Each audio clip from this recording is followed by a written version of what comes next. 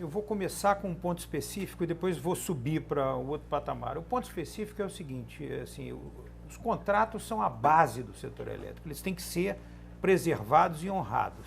Mas preservar contratos, muitas vezes, é exercer cláusulas contratuais e negociar. Quer dizer, eu entendo que em muitas situações, no tratamento da pandemia, né, as negociações poderiam ter sido mais incisivas com agentes do setor. Por exemplo, agentes que continuaram recebendo energia quando ela estava sobrando e virava sobrecontratação, será que eles tiveram acesso à postergação de dívidas no BNDES? Porque se eles tiveram, eles foram protegidos no setor elétrico, porque não reduziram a sua demanda, e protegidos no banco, como se tivessem tido redução de demanda. Então, eles podem ter terminado numa situação melhor do que aquela situação, né, original da economia. Então, assim, eu acho que é muito importante a gente olhar para os mecanismos do setor, né, e entender, ele precisa ser protegido, ele é especial, mas ele também não existe num mundo assim, de um outro planeta e uma outra realidade em que não há pandemia. E acho que essa discussão poderia ter sido feita sem quebrar contratos, porque quebrar contratos teria sido gravíssimo. O outro ponto é o seguinte, estando aqui, Diogo, na sua casa, né, e depois de você ter citado o Hayek, e na casa do Carlos da Costa e na casa do ministro Paulo Guedes, eu me sinto desafiado a olhar num plano bem mais alto. Quer dizer, o que está acontecendo com o nosso país? Que escolhas o nosso país está fazendo?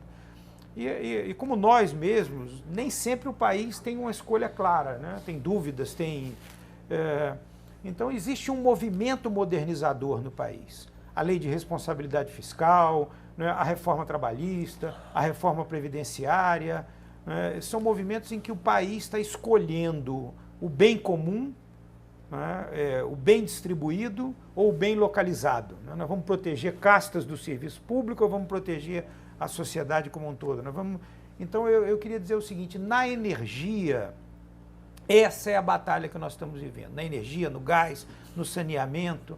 Então a gente precisa olhar um mapa estratégico e entender quais são os interesses econômicos de cada um desses sobrecustos da energia e entender como esses interesses econômicos se comunicam com o universo político. Isso é legítimo, é da essência da democracia, mas a transparência é o melhor instrumento, né, para que a gente avance. Então nós precisamos desconstruir esses cartórios, identificar onde é que estão os ganhos exagerados, identificar onde é que estão as distorções. Eu acho que o setor muitas vezes aponta para o tributo como quem diz, o problema do setor elétrico é o ICMS. Quer dizer, para a indústria muitas vezes não é, porque você compensa o ICMS na cadeia produtiva.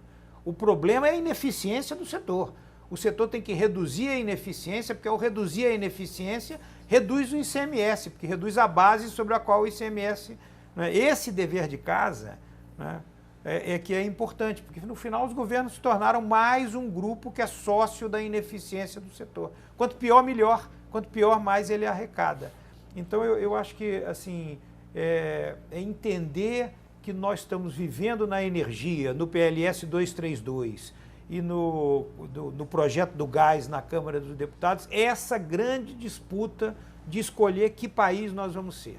Nós vamos ser o país que vai escolher vencedores e proteger perdedores, nós vamos ser o país dos cartórios, ou nós vamos ser, né, esse país grande, competitivo, eficiente, né, que é a vocação do Brasil. E acho que todos nós aqui estamos na mesma trincheira, né, lutando pela modernização do país. E o caminho é o que eu disse, entender os interesses econômicos e botar luz sobre eles, porque aí a gente consegue, né, avançar nas discussões, como aliás foi feito, por exemplo, na reforma trabalhista e na reforma previdenciária.